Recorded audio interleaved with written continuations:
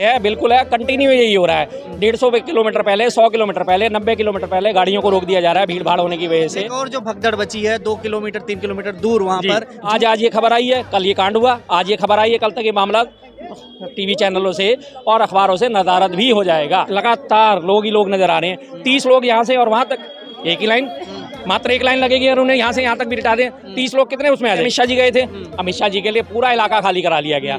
जितना वहाँ पे एक छोटी तो कैपेसिटी है त्रिवेणी की, आइए कुंभ में स्नान कीजिए, हमने सारी व्यवस्था बढ़िया कर रखी है, तो लोग आएंगे ना। शंकराचार्य जी विवेकानंद जब सवाल उठाते हैं तो उन्हें कांग्रेस ही ठहरा दिया जाता है। आग तो आज भी लगी है। नमस्कार, आप देख रहे हैं फोरम 4, मैं हूं प्रभात। जिस तरीके से महाकुंभ में स्नान चल रहा था, 144 साल के बाद जिस तरीके से इतने बड़े लेवल पर कुंभ का आयोजन किया जा रहा था, योगी सरकार के तमाम दावे थे, योगी सरकार रिकॉर्ड बना रही थी, करोड़ों लोग स्नान कर रहे थे लगातार। मौनी अमावस्या का दिन था जिसमें भगदड़ मच गई और उसके कारण जो बताए जा रहे हैं, तमाम जो वीवीआईपी व्यवस्था थी, सरकार की प्रशासन की लापरवाही थी, उस चीज़ को लेकर के बताए जा रहे हैं। तो ऐसे में तमाम सवाल उठ रहे हैं और उन्हीं सवालों पर जो है हम बात करेंगे। आज हमारे साथ हैं यहाँ पर बात करने के लिए बीबी शर्मा जी, जो कि जाने माने जो है प्रवक्ता हैं और बात रखते हैं अच्छे से तमाम मुद्दों को लेकर के। जो महाकुंभ में भगदड़ मची, अमित शाह के जाने के बाद इस तरीके से भगदड़ मची और कहा जा रहा है एक नहीं दो भगदड़ मची है और सच्चाई निकल करके सामने पूरी नहीं आ रही। आपको क्या लग रहा है? आएगी भी नहीं सर सच्चाई निकल के सामने, क्योंकि गवर्नमेंट का नाम क्या है? एनडीए मतलब नो डाटा अवेलेबल। सीधी सी बात है, इनके पास किसी भी चीज़ का कोई डाटा कभी अवेलेबल नहीं होता। ये तो मामूली भगदड़ की बात है। इस वक्त जो है, इनसे पहले इतनी जो है कोविड में महामारी में 40 लाख मौतें हुई, 40 लाख मौत। बताया कितना गया था? मात्र 4 लाख मौत। और उसमें भी कोविड को जो है जिम्मेदारी नहीं दी गई सारी की सारी। कोविड के नाम पे जिम्मेदारी गई थी कुछ हज़ार लोगों की, ये कुछ हज़ार लोग ये सिर्फ कोविड से मरे, बाकी कोई कैंसर से मरा है, कोई लंग कैंसर से मरा है, कोई रेस्पिरेटरी प्रॉब्लम से मरा है, ये उसमें बताया गया था। तो ये एनडीए का मतलब ही साफ साफ ये है, नो डाटा अवेलेबल। अब जो बार बार दिखाया जा रहा है कि 30 लोग, आप अखबारों में फोटो उठा के देख लीजिए, फोटो में आपको लगातार लोग ही लोग नजर आ रहे हैं। 30 लोग यहाँ से और वहाँ तक एक ही लाइन, मात्र एक लाइन लगेगी और उन्हें यहाँ से यहाँ तक भी लिटा दें। 30 लोग कितने उसमें आ जाएंगे? ज़्यादा से ज़्यादा 45 फुट पे, अगर 2-2 फुट की भी जगह सबको दी जाएगी तो 60 फुट में, और वहाँ मीटरों के हिसाब से लाइन लगी पड़ी है और लोग भरे पड़े हैं, कपड़े फैले पड़े हैं, जूते चप्पल फैले पड़े हैं, तमाम लोग अपने अपने परिजनों को ढूंढते फिर रहे हैं। बताया 30 जा रहा है, कम से कम 300 से ऊपर तो मौतें जरूर वहाँ पे हुई हैं, लेकिन इन्हें बचाना है, अपने आप को सेव करना है, तो कैसे इस पर आपको एग्री कर लेंगे? ये तो आपको याद करें, अब फिर से याद दिलाना पड़ेगा, हाथरस वाला भोले बाबा वाला जो फंक्शन था, उसमें भी 123 लोग मारे गए थे। इन्होंने तब भी कोई सबक नहीं लिया। वो तो कितना छोटा आयोजन था। इस बड़े आयोजन के लिए बार बार ये बात करी जा रही थी कि हाँ जी बहुत बढ़िया आयोजन है, इस बार कोई समस्या नहीं होगी, इस बार कोई समस्या, लेकिन फिर वही वीआईपी के चक्कर में आम आदमी ने अपनी जान गंवा दी। वीवीआईपी कौन था जिसकी वजह से आपको लग रहा है? इससे पहले अमित शाह जी गए थे, अमित शाह जी के लिए पूरा इलाका खाली करा लिया गया। जितना वहाँ पे एक छोटी तो कैपेसिटी है त्रिवेणी की, जिसे नोजल कहा जाता है, जहाँ पे जाके गंगा और जमुना दोनों आके मिलती है, उसे नोज कहा जाता है। हर व्यक्ति ये चाहता है कि मेरी जाके स्नान वहाँ पे पूरा हो जाए, लेकिन अगर वहाँ नहीं होता तो आसपास जाता है, लेकिन वो वीआईपी मूवमेंट के चक्कर में सारा इलाका खाली करा दिया गया। उसके बाद नेक्स्ट वीआईपी आ गए सारे के सारे, जो तमाम वहाँ के पुलिस अधिकारी थे, पुलिस वाले जो वहाँ पे प्लांटेड हैं, वहाँ पे सारे के सारे पीएसी जो है, जो वहाँ पे सुरक्षा देख रही है, उन लोगों के लिए बाकायदा अलग अलग वो बना दिए गए। उनके पुल के लिए, जो पीपे वाले पुल बने हुए उनके लिए पेंटून पुल जो बनाए गए कि नहीं यहाँ से सिर्फ पुलिस वाले जाएंगे, इनके परिवारजन जाएंगे। दूसरे पेंटून पुल पे पीएसी वालों ने अधिकार कर लिया, तीसरे पेंटून पुल पे फौजियों ने अधिकार कर लिया। आम आदमी वहीं अपना बैरिकेडिंग के पीछे फंस के रह गया। और फिर रात को एसएसपी साहब 1:30 बजे सोते हुए आते हैं, सबको जगाते, जाओ जाओ जल्दी आ जाओ, सुबह भगदड़ मच जाएगी। तो लोग उठ के भागने शुरू हुए। जो सोवत है वो खोवत है, खो गए अपने बेचारे जान। क्या भगदड़ मचवाने की जरूरत थी? ये पता था फिर नहीं हुआ? उन्हें पता था, सब कुछ पता होता है, लेकिन कोई कदम नहीं उठाया जाता। कदम उठाए जाते तो आज ये हरकतें नहीं होती। हाथरस वाले कांड में कोई एक्शन हुआ है आज तक? भोले बाबा को गिरफ्तार करा, उसके किसी और सब ऑर्डिनेटर को गिरफ्तार करा, एक व्यक्ति को गिरफ्तार करा था, उसे भी जमानत मिल गई है। 123 लोग जो मारे गए, बात खत्म हो गई। योगी जी अब कल जो आंसू बहा रहे थे, कह रहे थे कि जो है हमें संवेदना व्यक्त कर रहे हैं और इस तरीके से मौत हो गई, इस पर तगड़ा एक्शन लिया जाएगा, न्यायिक जांच बैठाई जा रही है। न्यायिक जांच कब आई है? उनके कोई सी न्यायिक जांच का कभी आज तक रिपोर्ट आपने पढ़ी है कि इस न्यायिक जांच में हमने ये फैसला करा या इस न्यायिक जांच में ये गलत चीज़ें पाई गई? किसको सस्पेंड करेंगे? वो ज़्यादा से ज़्यादा एक आध वहाँ पे महिला प्रभारी को, जो उस टाइम का होगा, एसएचओ होगा या कोई सब इंस्पेक्टर होगा, उनको बहुत हुआ सस्पेंशन हो जाएगा, 1.5-2 महीने का सस्पेंशन हो जाएगा, letter show cause notice issue हो जाएगा। हाँ जी क्या हुआ साहब? भीड़ बहुत थी, भीड़ बेकाबू हो गई थी, हमने लेकिन कोशिश करी लेकिन नहीं हो पाया। अल्टीमेटली 1.5-2 महीने का सस्पेंशन झेलेंगे, वापस हम नौकरी में आ जाएंगे। और उसके बाद योगी जी की सहृदयता की बात मैं करता हूँ, सुबह ये हरकत हुई है, शाम को योगी जी क्या भाषण दे रहे थे। सारे मुसलमान भी तो हमारे हिंदुओं से ही पैदा हुए हैं। उन्होंने 1 मिनट में सारा फैसला बदल दिया। 1 मिनट में शाम को होते होते सारी चर्चाएं भाषण पे होने लगी। सुबह उन्होंने सारा उसको लीपापोती करके खत्म कर दिया। शाम को सारी चर्चाएं जो है मीडिया में सारी चर्चाएं इस बात पे होनी शुरू हो गई कि योगी जी ने भाषण क्यों दिया कि सारे मुसलमान तो हिंदुओं से ही पैदा हुए हैं। बस उन्होंने मामला घुमाना था, घुमा दिया। योगी जी जब भाषण दे रहे थे यहाँ पर आके कह रहे थे महाकुंभ का बड़ा आयोजन किया है, और मीडिया भी दिखा रही थी जो उसमें कह रही थी कि योगी जी को देखने के लिए, क्राउड मैनेजमेंट देखने के लिए लोग विश्व से लोग जो लोगों को देखना चाहिए। बिल्कुल जी, देख लिया आप लोगों ने, विश्व से लोगों ने देख लिया। बार बार इतने बड़े बड़े दावा करे। इससे पहले भी थोड़े दिन 2-3 दिन पहले ही, 4 दिन पहले वो आग लगी थी टेंटों में, लेकिन उसमें शुक्र है कि कोई जान का नुकसान नहीं हुआ था। थोड़ा बहुत जो भी है टेंट वेंट जले थे। आग तो आग भी आज भी लगी है। हाँ जी, आग भी, लेकिन जान नहीं गई। मैं सबसे बड़ी चीज मानता हूँ कि जान बची तो लाखों पाए कहते हैं ना, तो हमारी जान जो है लाखों करोड़ों की लगातार लग रही है। इस तरीके की व्यवस्थाएं हैं, क्या लग रहा है पूरी प्लानिंग नहीं की गई प्रशासन की तरफ से? प्लानिंग नहीं की गई योगी जी की तरफ से, प्रशासन की तरफ से तो इसमें थोड़ी सी लापरवाही। लेकिन अगर जो ये छोटी मोटी आग लगने की जो घटनाएं हो रही हैं, इसमें मैं लोगों को भी दोषी मानता हूँ। टेंट है, आपको पता है वहाँ पे कई बार ऐसा होता है कि लोग अपने साथ अपने चूल्हे और ये बर्तन वर्तन ले जाते हैं अपना, क्योंकि 2-4 दिन का वो प्रवास करना चाहते हैं, और वो जलाते हैं और आग जल्दी छोड़ जाते हैं। तो जाहिर सी बात है, हवाएं चल रही होती हैं, खुला इलाका है, हवा चलते ही लपटें फैल जाती हैं और उसके बाद आग लग जाती है। तो ये लोगों को भी देखना पड़ेगा। सारी चीज़ें हम शासन प्रशासन में नहीं थोप सकते, लेकिन कम से कम ये जान का जो नुकसान हुआ है, इसमें टोटल शासन की गलती है।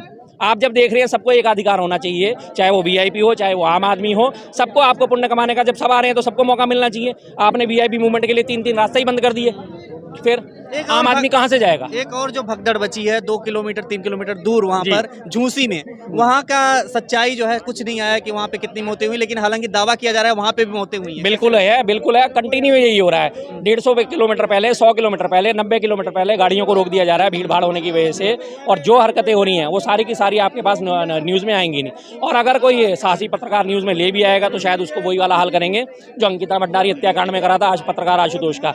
जब उसने उसके लिए मृतका अंकिता भंडारी के लिए आवाज़ उठाई थी तो उसे पकड़ के गिरफ्तार कर लिया था और उसे अंडरवियर में बिठा के थाने में घुटनों के बल बिठा के सिर पे हाथ रखवा के वो उसकी फ़ोटो सर्कुलेट करी गई थी कि आप आवाज़ उठाओगे तो यही होगा।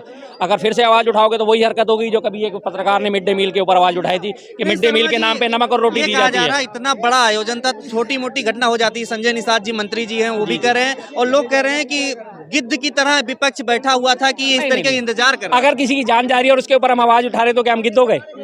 हम गिद्ध हो गए? और संजय निषाद जी के घर में ही अगर मौत हो जाए और उसके बाद अगर हम आवाज़ उठाएंगे जिनके घर में लापरवाही से मौत होगी, तब भी आप उन्हें गिद्ध कहेंगे? संजय निषाद जी से ही पूछता हूँ मैं, तब भी संजय निषाद जी गिद्ध ही कहेंगे? कल को उनका कोई घर का व्यक्ति मारा जाता है, इस मामले अभी तो कुंभ और चलना है ना, अभी तो आगे है अभी तो कुंभ, उसके बाद अगर कोई इनके घर का व्यक्ति मारा जाता है तो उसके बाद अगर ये बात कहेंगे, क्या उनके मुंह से वो बात निकलेगी? ये सब सारी भाषणबाजी आम आदमियों के लिए होती हैं। आम आदमी को सेटिस्फाइड कर दिया जाता है। आज ये खबर आई है, कल ये कांड हुआ, आज ये खबर आई है, कल तक ये मामला टीवी चैनलों से और अखबारों से नदारद भी हो जाएगा। सीधी सी बात है। अब ये कंसंट्रेट कर देंगे आने वाले मोदी जी के स्नान पर, 5 तारीख को जो स्नान करने जा रहे हैं, जिस दिन हमारे दिल्ली में इलेक्शन है, उस दिन के स्नान पे इन्होंने केंद्रित कर देना और ये सारी खबरें दबके रहेंगे। बिल्कुल जाएंगे। आपको क्या लगता है मोदी जी छोड़ देंगे? मतलब ही नहीं। उसी दिन 5 तारीख को दिल्ली में इलेक्शन भी है, उन्होंने तो जाके अपने नंबर बढ़ाने हैं ना। सारे टीवी चैनल उस दिन सुबह से शाम तक मोदी जी दिखाएंगे स्नान करते हुए। लोगों को तो घुमा दिया गया है, एक्शन लिया गया है कि लोग जो जहाँ पे थे ट्रेनें कैंसिल कर दी गई, कुछ लोगों को घुमा दिया गया, वापस भेज दिया गया, वीवीआईपी की एंट्री को बैन कर दिया गया, तमाम एक्शन लिए गए। कैसे देखते हैं? ये एक्शन तो लिए गए, तो वही तो मैं मार पीछे पुकार कहा जाता है। हमारे देहात में कहावत होती है, मार पीछे पुकार का क्या फायदा? एक बार तो मार दिया और जब वो पिट गया बंदा, उसके बाद पुकार लगाते रहो और कोई बचाने ना आया तो फिर क्या फायदा? सांप गुजर जाने के बाद लाठी लकीर पीटने से कोई फायदा नहीं होता ना। आयोजनों के बड़े बड़े दावे करे जा रहे थे, अच्छी बात है सर, होना चाहिए। आयोजन बहुत बड़ा है, छोटी घटनाएं होती रहेंगी, इसमें कोई दो राय नहीं है। पहले भी हुई, आज से पहले कोई ऐसी बात नहीं है कि घटना कभी ना हुई। 2013 में भी हुआ था, प्लेटफार्म पे भगदड़ मची थी, 35-36 लोग मारे गए थे उस वक्त भी, आजम खान साहब जब उस वक्त थे, लेकिन कुंभ मेले में नहीं हुआ था। अगर इसकी और पहले गहराई में जाए तो 1954 में भी एक बार ऐसा हुआ था, तब करीब 1000 लोग मारे गए थे। लेकिन 1954 की स्थिति और आज 2025 की स्थिति में जमीन आसमान का फर्क है, 70 सालों से ऊपर का फर्क है। अमावस्या के दिन भगदड़ होता है, फिर कैसे हो जाता है? इस पर व्यवस्थाएं क्यों नहीं होती हैं? क्या रहता है? देखिए, प्रशासन की चूक हो जाती है। एक तो थोड़ा सा आकलन में चूक होती है कि कितने लोग आ जाएंगे। जब दावे करे जा रहे हैं और आपके पास एक इनपुट है कि इतने लोग आ रहे हैं, ट्रेनों की टिकट बुक हो रही है, बसें आ रही हैं, सब कुछ आ रहा है, तो एक अंदाजा लग जाता है। तो उसी हिसाब से प्रशासन को व्यवस्था करनी चाहिए। और सबसे बड़ी जो उनकी दिक्कत आई है वो सामने ये कि 3 जो पेंटून पुल है, उनके जो रास्ते रोक दिए गए क्रॉस होने में, जो आम आदमी को जाने के लिए पीएसी और पुलिस और उसने कब्जा लिए थे। सबसे ज़्यादा दिक्कत उस वजह से हुई है। वहाँ से लोगों की आवाजाही बंद होगी, आवाजाही के लिए रास्ता बचा। ये जो बयान आ रहे हैं संतों के, अभी मुक्तेश्वरानंद जो हैं शंकराचार्य, उनके बयान आ रहे हैं कि इस तरीके की खामियां पहले से हम लोग उजागर करते रहे लेकिन ध्यान नहीं दिया जा रहा है। योगी सरकार को तुरंत इस्तीफा दे देना चाहिए, उनको पद से हटा देना चाहिए मोदी को। क्या लग रहा है? बिल्कुल नहीं हटेंगे, कोई मतलब ही नहीं उठता हटने का। अगर उनके किसी एक मंत्री का भी इस्तीफा हो जाए तो मैं आपसे गारंटी देता हूँ, अगर उनके किसी एक मंत्री का भी इस्तीफा हो जाए इस मुद्दे को लेकर, कोई पॉसिबिलिटी नहीं है। ये बेशर्म जनता पार्टी है, बेहद ढीठ पार्टी है।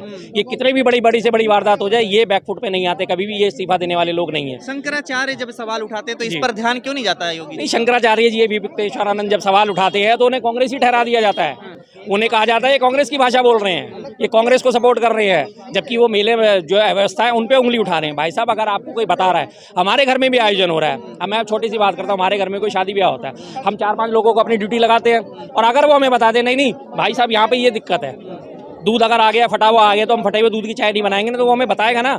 अगर हमें बता रहा है और वो हम कहे नहीं, तू तो हमारी आलोचना कर रहा है यार, तू हमें ये क्यों बता रहा है दूध खराब आ गया या पनीर खराब आ गया। अगर भाई कोई आलोचना बता रहा है तो आप उसे सुन लो, उसे स्वीकार कर लो, आपको रेक्टिफाई करने में आसानी होगी, दिक्कत थोड़ी है उस चीज़ में। लेकिन इनकी जो ढीठपना होता है, इनकी जो बेशर्मी होती है कि दूसरा बता रहा है तो हम इसे कभी नहीं मानेंगे। इसने हमारे सवाल कैसे उठा दिए, हमारी व्यवस्था पे उंगली कैसे उठा दी। दो सवाल बन रहे हैं कि एक तो कुछ लोग कह रहे हैं कि जनता ही दोषी है क्योंकि वहाँ पे भीड़ जाकर के इकट्ठा हो गई, और दूसरा कह रहे हैं कि योगी जी दोषी है। कैसे लगता है, क्या लगता है कि नहीं, जनता का भी दोष है, दोनों बात है इसमें, कोई मैं दो राय नहीं रखता कि जनता का दोष नहीं है। जनता का दोष से ज़्यादा प्रशासन का दोष होता है। शासन की सबसे बड़ी बात थी, उसने प्रशासन ने क्या कहा, आइए कुंभ में स्नान कीजिए, हमने सारी व्यवस्था बढ़िया कर रखी है, तो लोग आएंगे ना। जब आप आह्वान करोगे तो लोग पहुंचेंगे ना, जब वो देखेंगे कि हाँ जी व्यवस्था अच्छी करी, यानी दम भरा जा रहा है, बढ़िया चीज़ है, तो लोग जाते हैं, जाहिर सी बात है। लेकिन अगर मैं पहले से पता, अयोध्या में पहले से ही बता दिया गया कि यहाँ पे फुल हो गया, यहाँ पे आने की जरूरत नहीं, संतों ने बता दिया वहाँ पे, तो इस तरीके से व्यवस्था प्रयागराज में क्यों नहीं किया गया? योगी जी यही मैं चीज़ कह रहा हूँ ना कि यही व्यवस्था करनी चाहिए, यही व्यवस्था करने वाली होती हैं कि इस तरह से फुल हो गया। और वो फुल का भी जो आप डाइवर्ट कर सकते थे, लेकिन आपने वो 3-3 जो रास्ते बंद कर दिए, वीआईपीओ के लिए जगह छोड़ दी ज़्यादा, आम आदमी के लिए 1 स्क्वायर किलोमीटर में हजारों आदमी है, और वीआईपी के लिए 1 स्क्वायर किलोमीटर में मुश्किल से 10, 15, 20, 50 लोग हैं, तो जाहिर सी बात है फर्क तो पड़ेगा। छोटी सी तो जगह है, कितने लोग समाएंगे उसमें, तो उसका भीड़ का मैनेजमेंट करना तरीका यही होता है ना। मोदी जी बोल दिए भाषण में अपने, जो है उन्होंने कहा कि शोक संवेदना व्यक्त करता हूँ, क्या मतलब जिम्मेदारी एक तरीके से ले लिया है शोक संवेदना? ये तो एक सर फॉर्मेलिटी होती है। राष्ट्रपति महोदय का भी किया हाँ जी, योगी जी को कॉल करा है ना 4 बार, क्या हुआ वो तो बताया जा रहा है, अब करा या नहीं करा हमें क्या पता, हमें बता के तो कॉल नहीं करने वाले, हमारे थ्रू तो कॉल डाइवर्ट नहीं होती। ठीक है, करा है, अच्छी बात है, संवेदना उन्होंने व्यक्त कर दी, इसके बाद आप उनका कोई बयान कुछ नहीं आएगा, क्योंकि उन्हें पता है कि बहुत बड़ा हिंदू वोट बैंक है और हिंदू में काम हुआ है, हिंदुओं की आस्था को ठेस पहुंची है, और चुनाव चल रहे हैं, आने वाले टाइम में फिर चुनाव है, बिहार में चुनाव है, उसके बाद फिर यूपी में भी चुनाव है, बहुत लॉन्ग से इसको क्या फायदा मिल रहा है? कुंभ में जब भगदड़ मच गई, उनका एक तरीके से नुकसान हो रहा है ना इससे? बिल्कुल, जिसका है वो नुकसान है, लेकिन उन्होंने तो अपना फायदा देखना है ना। अगर यही जब चुनावी दौर नहीं होता तो उनका ट्वीट भी नहीं आता, उनका वो भी नहीं जाहिर होता कि मैं संवेदना प्रकट करता हूँ। कहाँ संवेदना प्रकट करी उन्होंने? जब आपको याद है 2019 में पुलवामा अटैक हुआ था, कब आई थी उनकी संवेदना? कितने टाइम बाद आई थी? आपको याद है ना, बियर ग्रिल के साथ जाके वहाँ पे छुट्टियां मना रहे थे जिम कॉर्बेट में, और जबकि उनके पास खबर पहुँच गई थी, लेकिन उसके बाद उन्होंने अपनी शूटिंग जारी रखी। योगी जी ने थोड़े देर बाद ये बयान इसलिए जारी किया, वो कह रहे थे अफरा तफरी का माहौल भी तो बन सकता था अगर पहले ही बता देते इस तरीके से।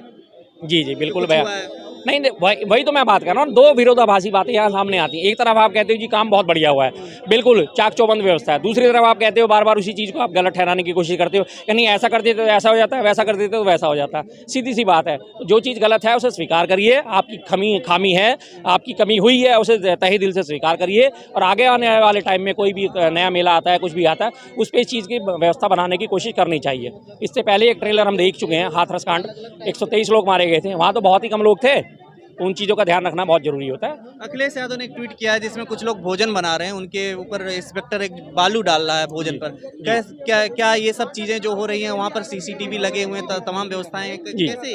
देखिए, जो उन्होंने बालू डालने वाली बात है, मैंने अभी पहले भी बात कही थी कि पहले भी आग लगी थी, दूसरी बार भी आग लगी। यहाँ पे जनता की गलती सामने आती है। अगर वो लकड़ी जला के, चूल्हा जला के भोजन बना रहे हैं और उसके बाद वो उसे जली छोड़ जाते हैं, हवाएं वहाँ पे तेज चलती हैं, टेंट में आग लग सकती है, चिंगारी उड़ के कहीं और जाके आग लगा सकती है, तो इस चीज़ पे तो जनता को भी ध्यान देना पड़ेगा। हर चीज़ के लिए सिर्फ शासन और प्रशासन को जिम्मेदार नहीं ठहराया जा सकता, जनता भी कहीं ना कहीं थोड़ी बहुत जिम्मेदार जरूर होती है। चलिए ठीक है, बहुत बहुत धन्यवाद। तो आपने सुना कि यहाँ पर शर्मा जी क्या कुछ कह रहे हैं, आपकी क्या राय है महाकुंभ में जो सवाल उठ रहे हैं और जो गलतियाँ सामने आ रही हैं प्रशासन और सरकार की जो रवैया है उसको लेकर के आपका क्या कुछ कहना है? कमेंट करके जरूर बताइएगा। देखते रहिए फोरम 4। नमस्कार। खबरों में बने रहने के लिए फोरम 4 को सब्सक्राइब करें और नोटिफिकेशन पाने के लिए बेल आइकन दबाएं।